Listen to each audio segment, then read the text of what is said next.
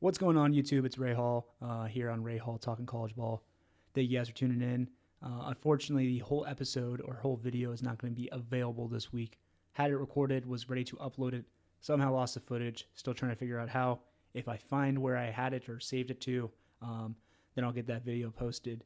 But I wanted, in the meantime, to post out kind of an abbreviated version of what I was going to talk to this week, mostly focusing on the picks for this week. Last week went 6-8, lost money.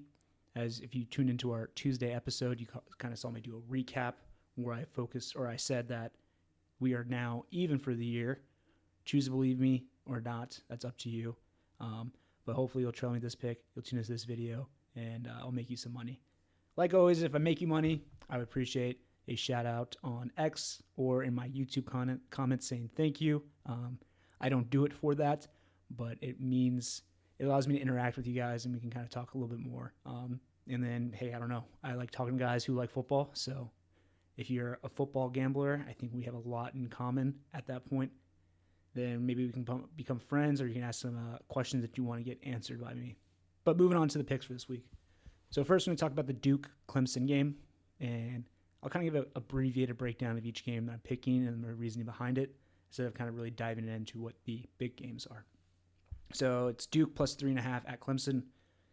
Really, just kind of continuing the fade Clemson spot I'm on. I've been pretty high on Duke all season. Unfortunately, they've had some pretty, I don't want to say terrible, but I don't even want to say uncharacteristic, because it's Duke football. It really is kind of characteristic of them. But they did underperform, I guess that's fair to say.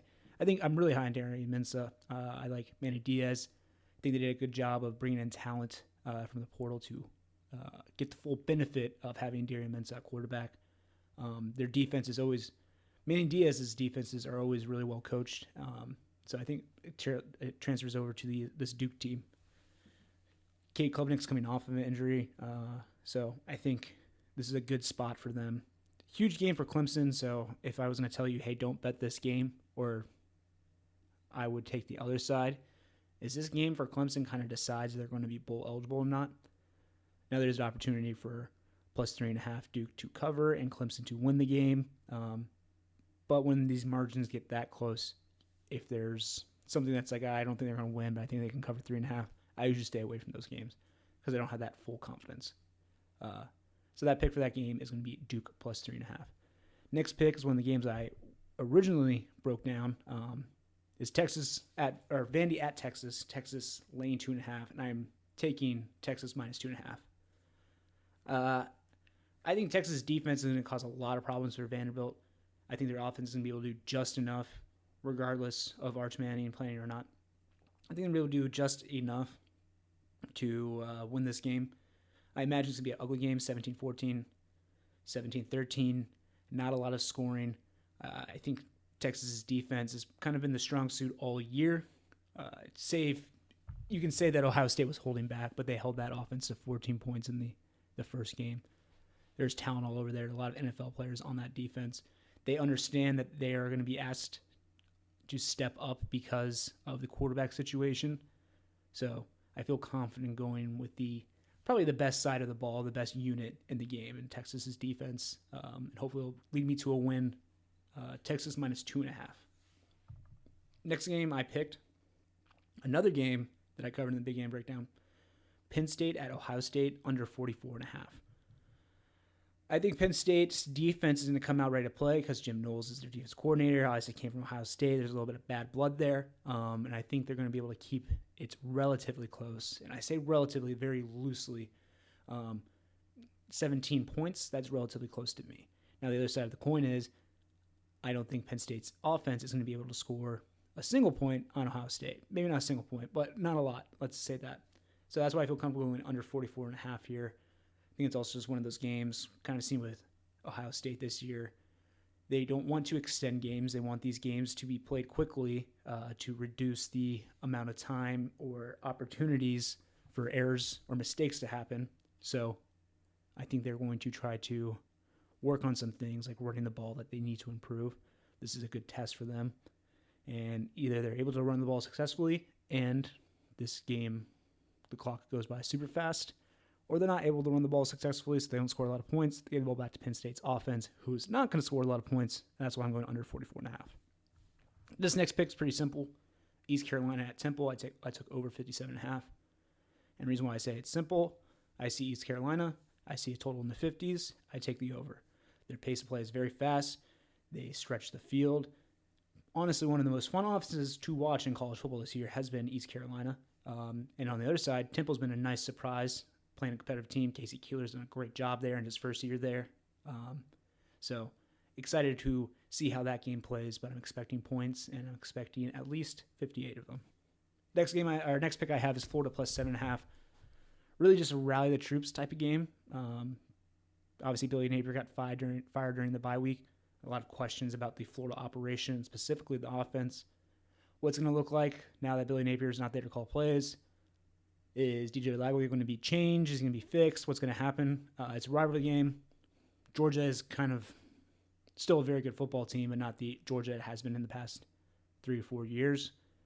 I think the gap between Georgia's roster and Florida's roster is almost minimal at this point. I think there's a lot of talent in this Florida roster. It just wasn't able to actually translate to wins. So I'm imagining a competitive football game. And then once again, the weight off the shoulders, rally behind the fired coach. Hopefully Florida can keep this within a touchdown. Next game we're looking at is Texas Tech at Kansas State, over 51.5. This might be a little reactionary. I don't think it is, though. Kansas State looked great against Kansas in the Sunflower Bowl last week, winning outright, which in terms mean covering the plus 3.5, which I took them. They're one of my wins last week. Expecting a lot of points. Barrymore is back.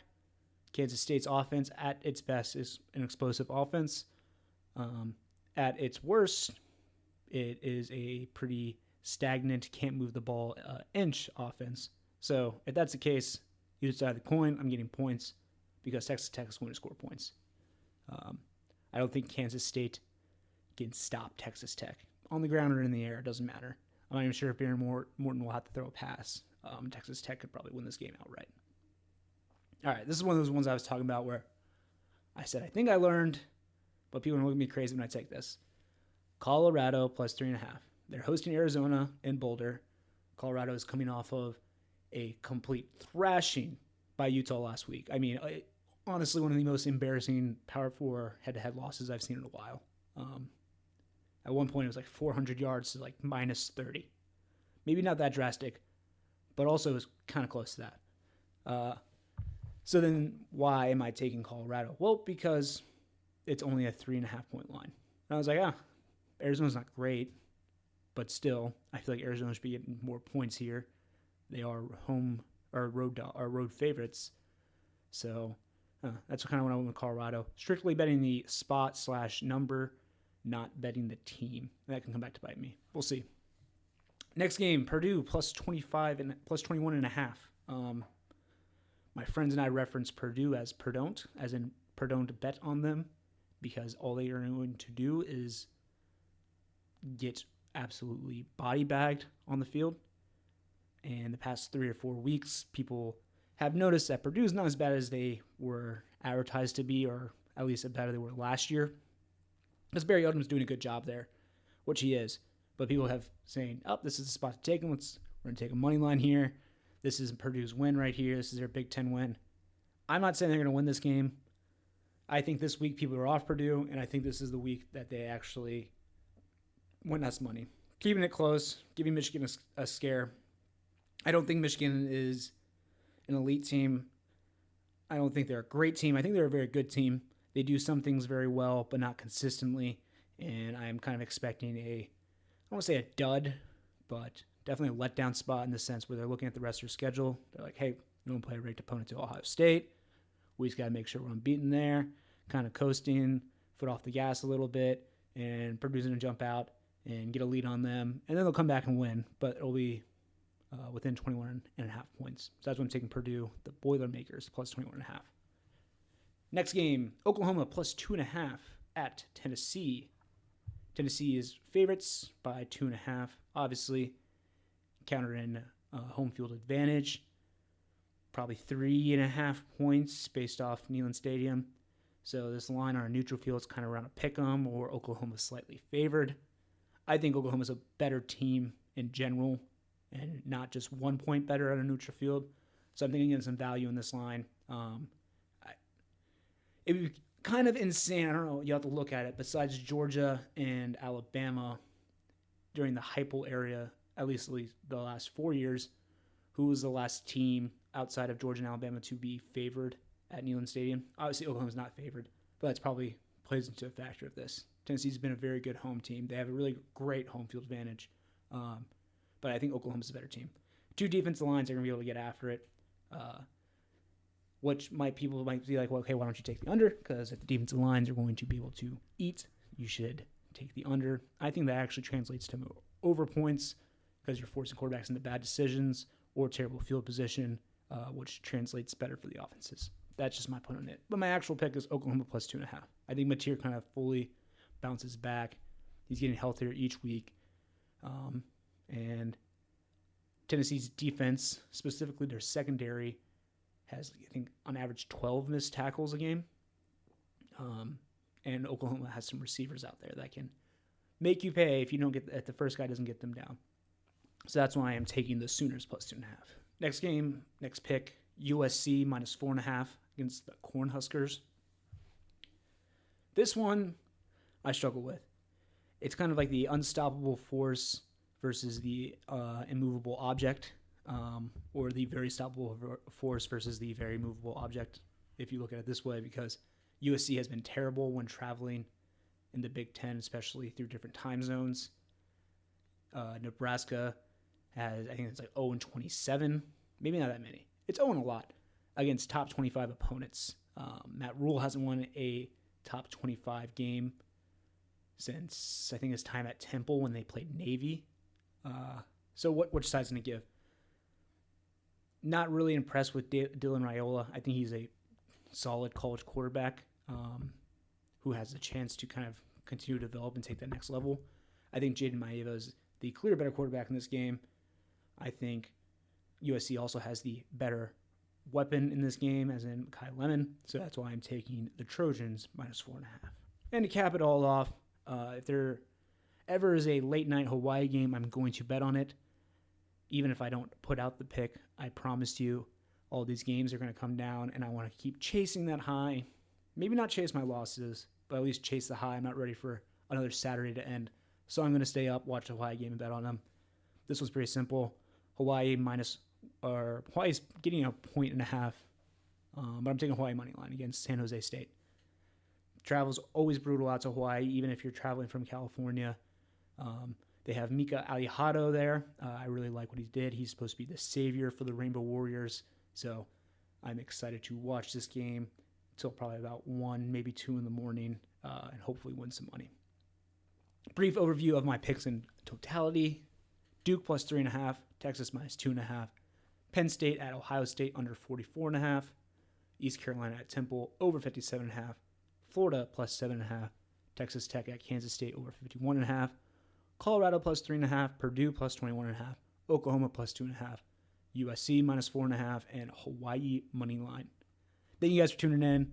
Like I said, if you win money from taking my picks, leave either a comment on the video, shoot me a tweet or a post on X, and I'll try and get back to you, reply to you.